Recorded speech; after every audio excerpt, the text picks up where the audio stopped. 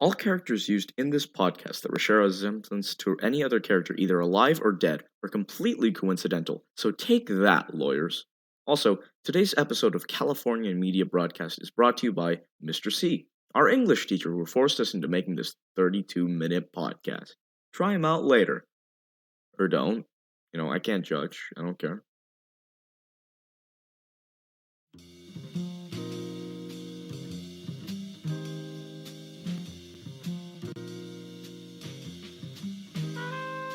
America, what's up with it? Specifically, what's up with immigration here? Oh, actually, sorry. Let me specify a little bit more for you. What's up with why people come here? The focus of immigration has always been a big problem within American politics. The thought of all those people who are all, stealing those jobs, those dirty immigrants, let's build a wall, Delilah, hand me my brick and mortar, hand me my shotgun, I'm gonna go take care of them. Yeah, hot dogs, Texas, States, stuff like that. Of course, I'm joking, but that has been somewhat a fear and a problem with immigration. But there's something to think about when you're talking about these topics, however. The Merriam-Webster definition of immigrant is to come into a country of which one is not a native for permanent residence. This is all well and good and all, and we have no arguments with that. However, and this is a big however, listen, whenever someone immigrates here, that usually implies that someone is coming here for a reason. That reason ranges from a variety of reasons like jobs, school, better healthcare, better education, but all of them usually have one connecting thread. They come to America because it's better than where they used to go. The only other exception will have to be tourism, but that's a different story. I don't really want to talk to you about it. And listen, it's usually said that America is the land of the free and the land of the opportunity. This seems like a good reason as to why people are doing so much to get into the United States, whether that be legally or illegally. Now, saying that America is better than other certain countries would probably be summarizing the overall reasons and problems too thinly and would not work within an argument. Or, a podcast that you were desperately trying to stall for time for, and because if, your teacher said the podcast has to be about 8 minutes long for your part, and if you go under that, you're going to get a bad grade. I don't want a bad grade, Mr. C. Listen, man, I have a lot to do, okay? I don't have time for your stuff added on. I don't want a bad grade. I spent too... Just listen, man, give me a break, okay? I can't take this anymore, please.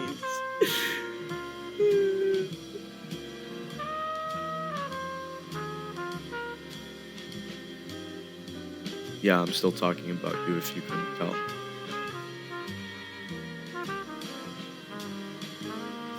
Anyways, the reasons for American immigration being oddly high need to be stated. We're going to cover this topic in 3 ways. The written research of other professionals, the public thought of America, and the thought of it through the eyes of the people who've come here. Also looking like this, and this. They're all artist renditions, don't mind them, okay? I think that's what they look like at least. Anyways, we here at CMB feel like it's proper to hear a formal voice from both sides before we put out the facts. To start, we're going to talk to the side of the people who have immigrated to America. Now, in order to find out why people come to America, we must ask the most important source of information in this topic. Immigrants. It sounds weird, but it's true. If we can find out why the common man, or woman, whatever, I don't judge, neither do I care, flocks here, then we can perform much better in changing that. We here at CMB know this, and our crack team of analysts, journalists, and reporters have sent me their transcripts of what has happened. Except they didn't. I only got one part from anyone, but I don't care about that. It's fine. Anyways, it doesn't matter. I don't hold a grudge. Here's our cool fictional British analyst, Professor Kevin Wilson, talking to my mom about immigration. For context, my mother immigrated here and is speaking on behalf of the immigrants. Oh, and also, between you and me, I didn't record any of my interviews. I kind of just took notes of what they said, and I only have the transcripts of what they said. Listen, I have something better for you, okay? Here's to make up for it. How about I'll act them out for you? I'll reenact what they said for you, okay? I think that's a fair trade. We chill with that? You cool? So, why did you immigrate to America, Madam Tamara? It was because of the Vietnam War. The war was very bad, and we were scared of getting killed. Our grandfather got captured by the Viet Cong, so we're even more scared. Wait, so why come to America then rather another country, I may ask? It was because we just wanted to leave the war and go somewhere better. Like not China, but somewhere better. Were you not concerned about the language barrier or any cultural problems that could have arisen? It was better than being in Vietnam, even though I love Vietnam. As you can see here, my mother immigrated to this country because, she was scared for her life. She wasn't the only one either doing that. According to sources, over 80,000 immigrants from Vietnam had done the same as well. And also, this doesn't only apply to the Vietnamese people, this also applies to other people in the world as well. During the Korean War, people were forced out of their homes and thousands flocked to America. The same applies to the Jewish in Poland during World War II, and people today still flock to America because of fear of gangs and other dangers in their own countries. However, considering all that has happened in recent times, I don't think this strength would still hold up. Pardon, so how is life in your country compared to American life as of, right now? I actually wouldn't mind moving back to Vietnam, actually. It doesn't look too bad right now, beside the people in charge. Pardon, so how do you feel about the status of America right now? It's horrible. Horrible? How? Care to elaborate? You've seen what's happening outside. Protester and riot because of stupid politics. No one calm anymore. Wait, so how do you feel about, our current Prime Minister? Nathan, stop the stupid British voice. It's stupid. Apologies.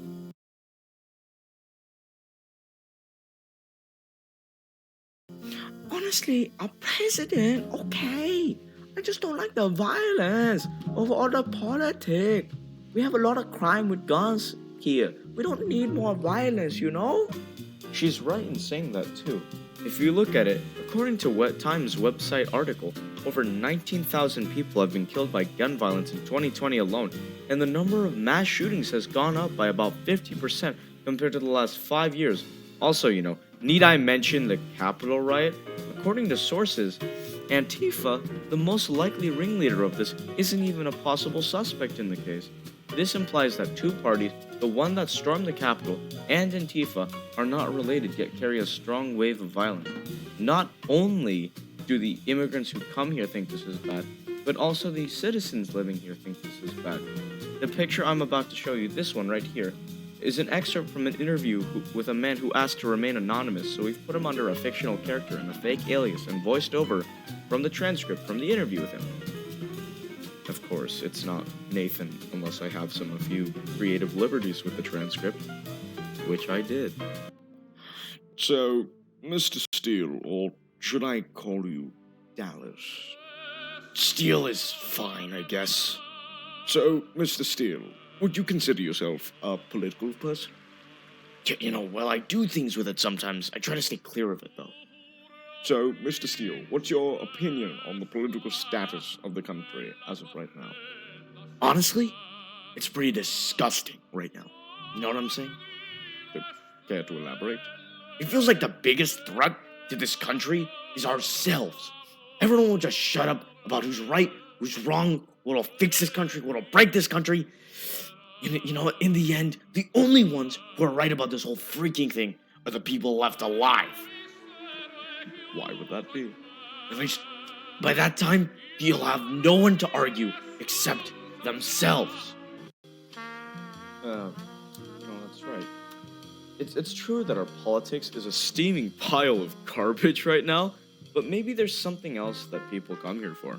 And I think that's a wrap. Yeah, that's pretty good. I think I'm gonna just wait for them to send in their parts. Just time to wait for the rest of my team to send their parts in. It's simple. Just gonna wait for them. 2 hours later.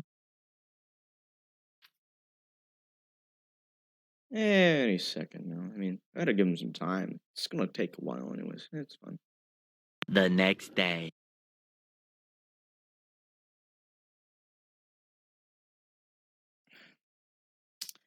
And I can't be too impatient with them, It's not like it's due next week, except it is, but it's fine. I can give them another week or so. 1 week later.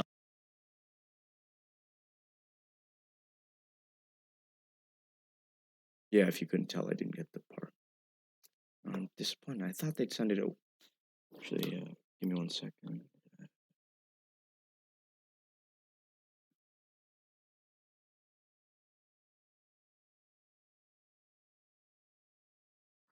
Oh my gosh, it's real. Oh, okay. Never mind what I said earlier. Never mind that. Our great researcher and close friend, Kara Keys, has sent in her part. As for my other 2 teammates, I have no idea where they are. I'm just happy one of them sent it in. I'm so happy. I'm gonna play her part right now. I know you guys hate hearing my voice at this point. So you know what? I'll let Kara speak. Kara, how about you take the stage from here? Hello, my name is Kara Keys, and today we are making a podcast episode about the American dream. Now, I believe that the American dream is being able to be successful no matter who you are. I also have a special guest with us today, my dad. Hello, Dad. Hello, class. This is David Keys. I'm the owner and operator of a super small business. In fact, it's such a small business that it's only one person. Okay, so I have some questions for you, Dad. Let 'em rip. Okay, what do you think the American dream is? I think the American dream is life, liberty, and the pursuit of happiness. Now, happiness, to a lot of people, is a lot of different things. For me, happiness is going to the beach, surfing all day. But you can't do all of that without a lot of hard work. I agree. The kind of the synopsis tends to be you work hard and you play hard. I agree. I think that the American dream is also about happiness, and my happiness would be my family and probably some money involved. Yeah. I think money would be pretty good. Money kind of creates somewhat of happiness, but they always say money can't buy you happiness, but I always say those people that say that don't know where to shop. Okay, Dad. Why do you think it is called the American dream? Well, because this is the land of opportunity. And everybody that comes here, whether they come here legally or illegally, or if they wait or don't wait, but everybody that come here, there is a ton of opportunity. And even people that can lie, steal, and scratch their way here are presented with a ton of opportunities. Yes. There is always something for every person. There's always a side hustle. There's always a way to be successful, no matter how minor or how major in this society. And we make a lot of spaces for those kinds of things. Yeah. Almost by default. Just the poorest of the poor in this country, the poorest of the poor are not really that poor. There's a lot of people when you go, are you poor? And they go, I am poor. And you go, do you have a TV? Oh, I have a TV. Do you have cable? Oh, I have cable.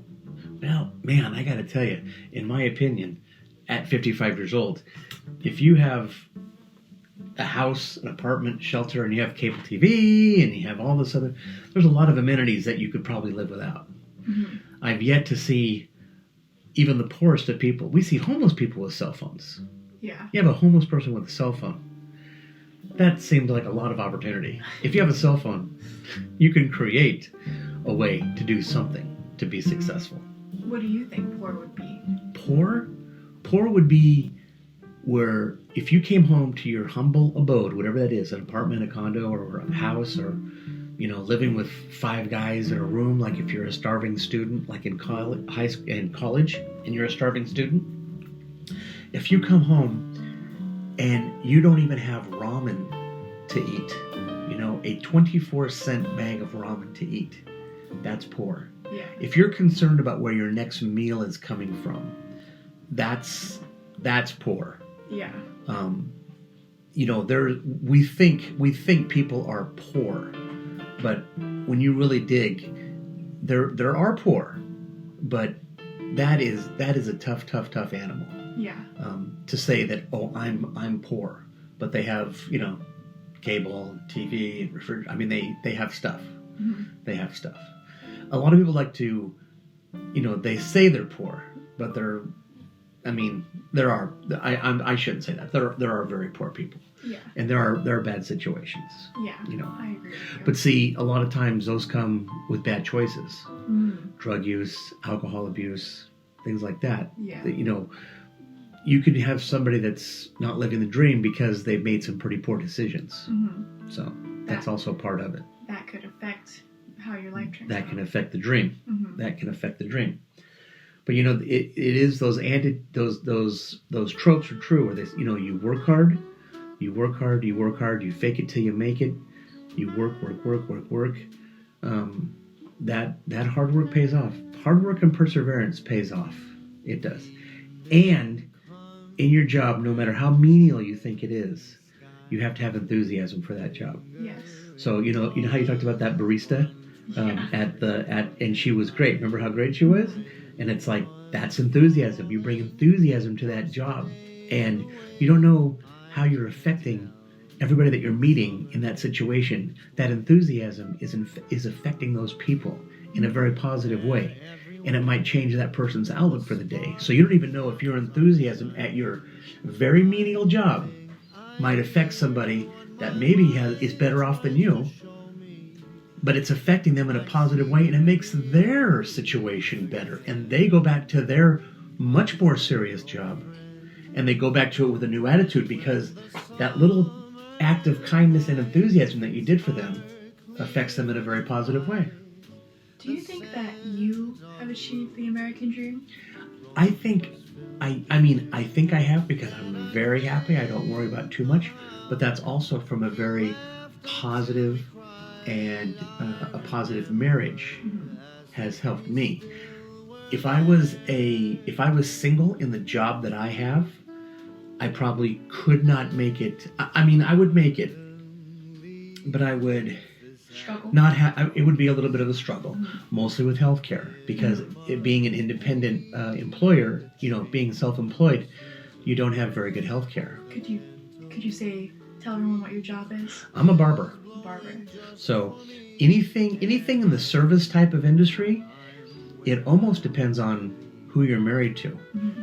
If you're married to somebody that has a much better benefits, and that works for us because I'm married to a teacher. So the teaching job allows the whole family to have benefits from her job. Yeah. I just make all what we call the fun money. Tracy pays all the bills, and my money just goes towards the family fund.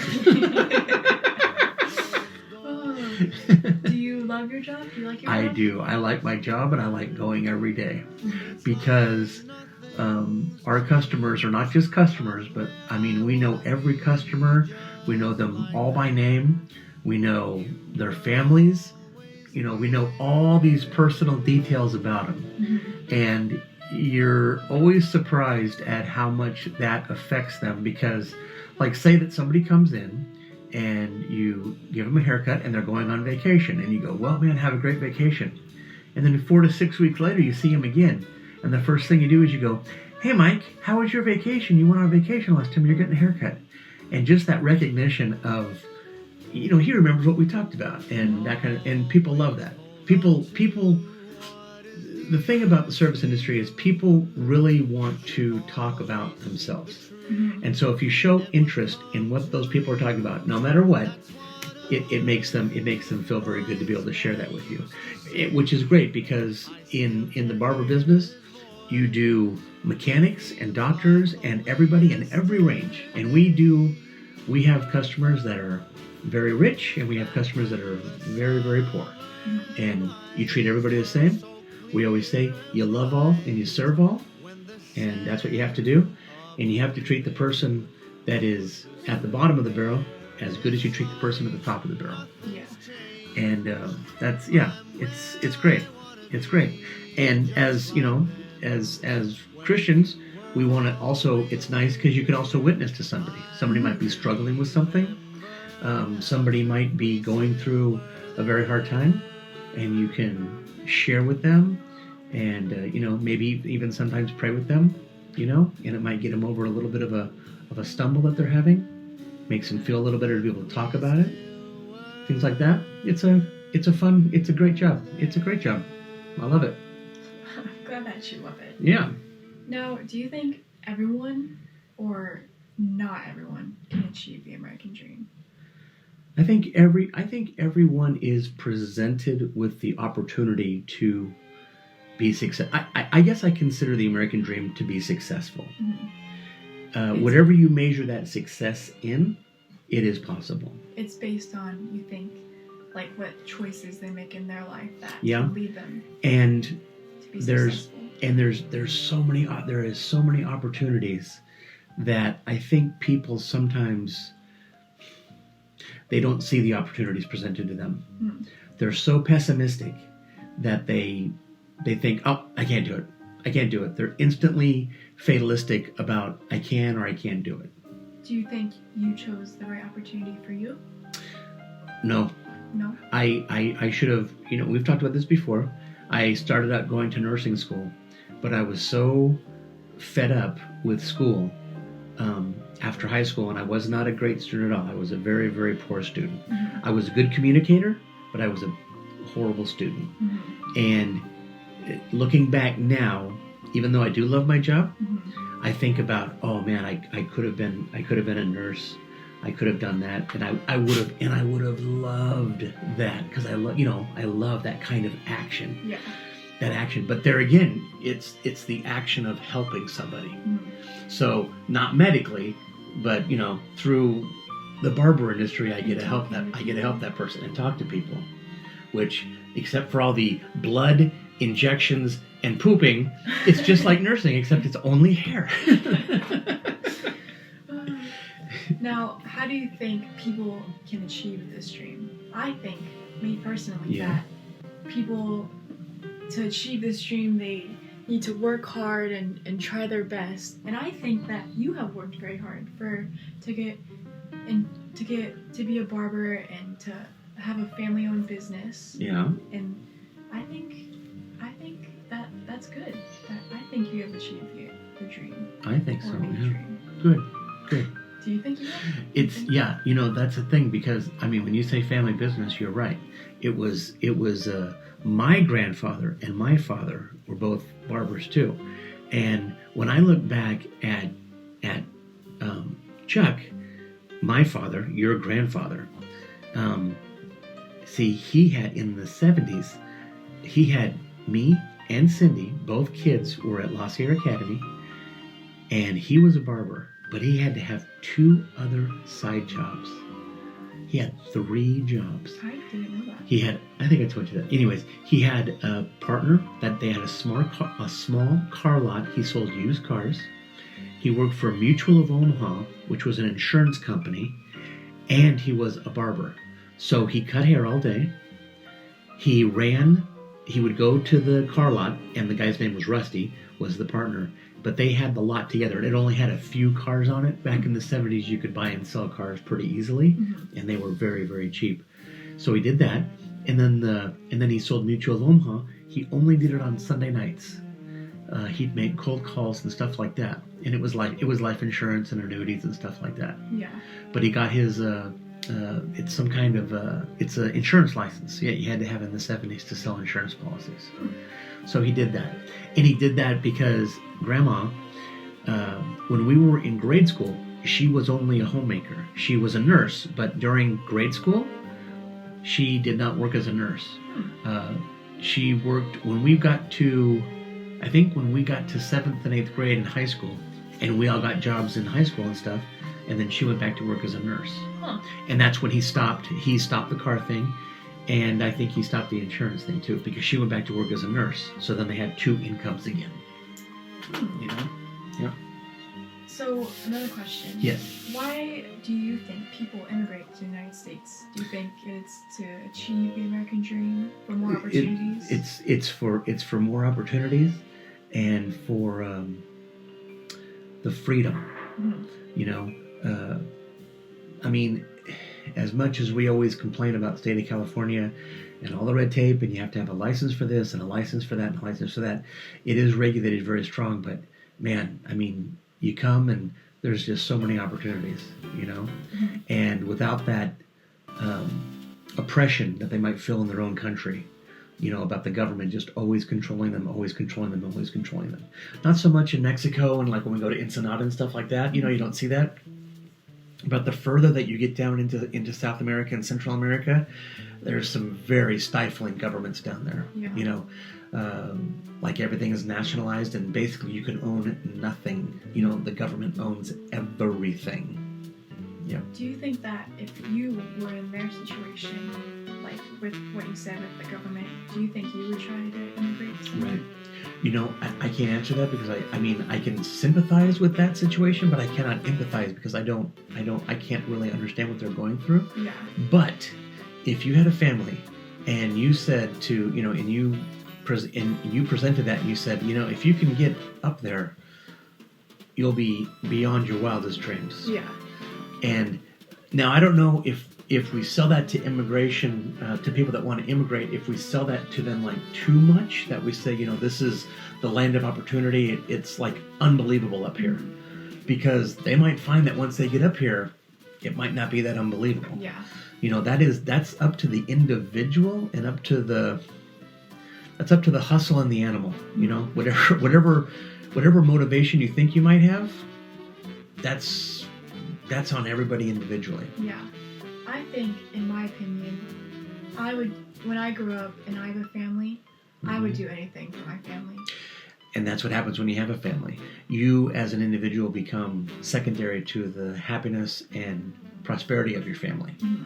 All you want is what's best for them. Yeah. That's all you think about all day long is what's best for them. Mm-hmm. What's best for them. Yep. Well, I think that's all the questions I had. I hope it didn't go too long. We could always fix it in post. Well, have fun, guys. Nice talking to you. Thanks, Dad. Thank you for that, Kara, and that's all the time we have for now. Currently, our production team consists of Angelina Espinoza, Kara Keys, Ileana Fernandez, and of course, me, your host, director, and producer, Blubber Beast Boy. I currently wrote the script, I'm editing in the music, I've edited in the sprites and all the editing interviews. I did all that, and I'm also reading off the script on this really good microphone that isn't just, $5 Apple earphones.